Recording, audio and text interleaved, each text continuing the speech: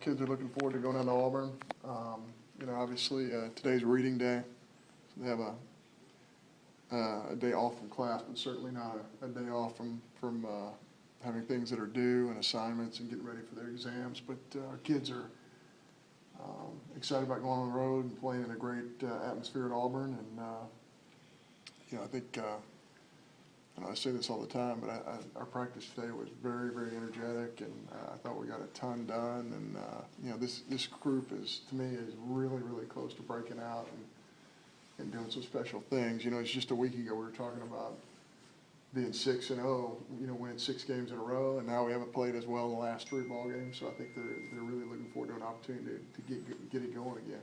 What do you see from this Auburn team? Obviously they have some young arms that are really talented. Keegan Thompson, isn't it? Yeah, he's really. I've seen him on film a little bit. He's really good.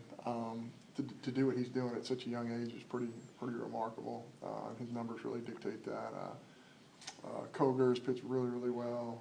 And the Friday night guy, Dylan Ortman, just done nothing but get better, over his entire career. So I haven't seen all the film on all these guys, but I think they've pitched it probably a lot better than they thought they were going into the year. But really, as these kids get older and mature, they're good, and they have a really solid lineup. And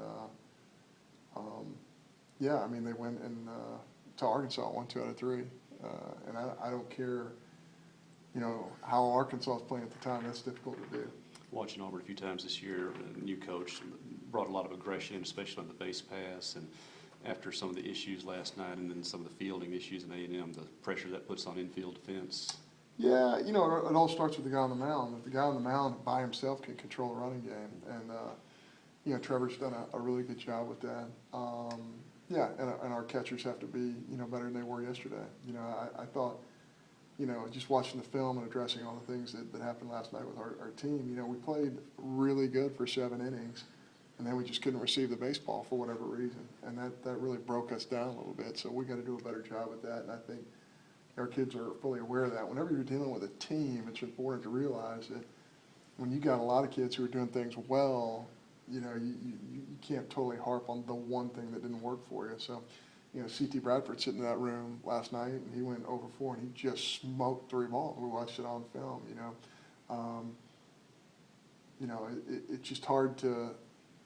It's so much different than other sports because it's a very individualistic game at times in terms of when you break down the at-bats, when one guy makes a mistake defensively or offensively. So I think there are a lot more positives than there are negatives at this point, and I think our kids realize that our whole season hinges on these next 3 weekends. How has Preston come back from? I know he didn't go as long as you wanted him to, but how was he kind of? Yeah, he threw a bullpen today. I think he's going to be ready to contribute. Again, we watched the film against A&M. It's not that bad. He jams a guy here, he gets a hit. He runs a guy at bat, he gets a hit. It's just he executed some pitches. Just some things happened to him. So You think he probably starts again this week? Yeah, I don't know. I don't know. We got to wait. That's the luxury you have of waiting 2 games into it, as you see up close and personal the kind of club Auburn has and how they'll adjust. But certainly, I think Woodruff. He pitched so well against A&M. He only, he came in and got 2 outs for us, but he just keeps getting better and better and better. And I've said this so many times, and his stats really don't indicate this, but I think he's really close to being, to making that big jump. Things start